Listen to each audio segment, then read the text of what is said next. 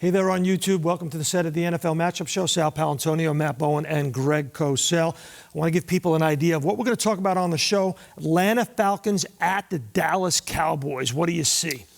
Well, the Cowboys are coming off a bad game, but Dak Prescott is a high-level player, but the bottom line is, for me, is this is an offense that really starts with the run game. And when they can't run the ball with volume and with consistency, their offense is not the same. I agree with that. One thing you saw, too, in the tape last week, there were some drops in the film, but also what Denver and Vic Fangio did. They gave some late movement, some disguise, and they set some traps for Dak Prescott as a pocket thrower. Do you see that happening in this football game? I think with Dean Pease, you could. He's the defensive coordinator for the Atlanta Falcons. A lot of late movement to cover, too. There's two deep safeties over the top. And when they do play, man, A.J. Terrell, who does he match up to? A lot of on-the-ball production last week against the New Orleans Saints. I really like the way Matt Ryan is grinding through this season. He's got a new head coach, had to learn basically a new system on the fly. And we always talk about it on this show that what happens on the money down often determines what happens in the football game. It does. And Matt Ryan is completing 72% of his passes on third down. In the fourth quarter on third down, that number goes up to 83%. So what are you seeing from Matt Ryan? Well, let me throw this out there, which is true, by the way, is Arthur Smith in that offense, they take an awful lot from the Kyle Shanahan offense. And Matt Ryan had his best year and made it to the Super Bowl when Kyle Shanahan was offensive coordinator. So there's a lot of similarity between what Arthur Smith is doing conceptually and what Kyle Shanahan did. What are those similarities?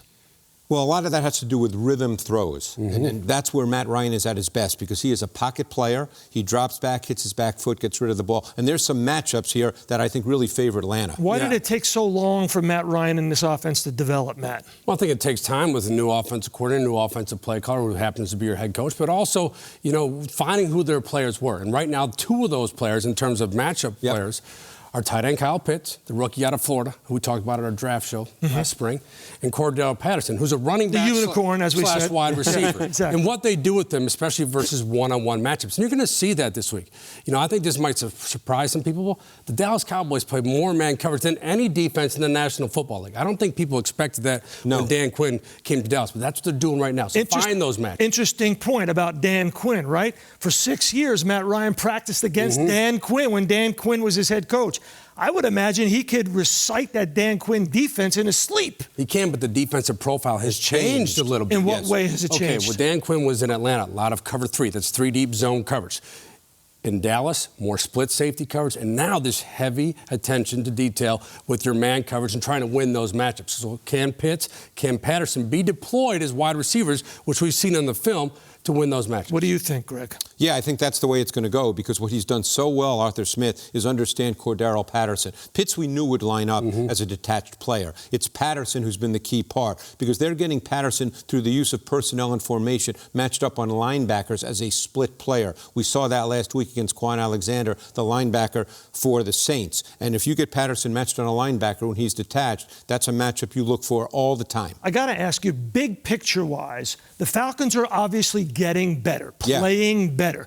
Where do you see them going now? The NFC really has got very top-heavy. Rams, Arizona, Packers, obviously the Bucs.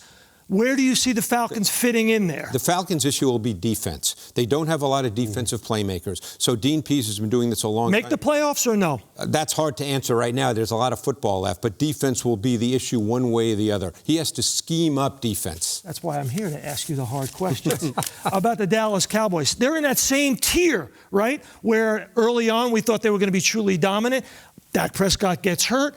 Now their defense is getting heated up a little bit too much. Where do you see the Cowboys fitting in to the NFC picture? I think Dallas is still one of the upper-tier teams in the NFC because of their offensive ability and how they can create explosive plays. But I agree with you on the defense. People are starting to attack Trayvon Diggs a little differently right now. But Micah Parsons, I'll tell you what. You watch the tape on Micah Parsons, he is disruptive every week. He can rush off the edge. They schemed him last week against Denver on interior pressures in the A and B gaps, and his second-level range jumps off the tape. It's the NFL Matchup Show. Glad I gave you a little bit of it. You can watch it on ESPN2 on Saturday mornings and ESPN on Sunday mornings. We're on demand and ESPN+.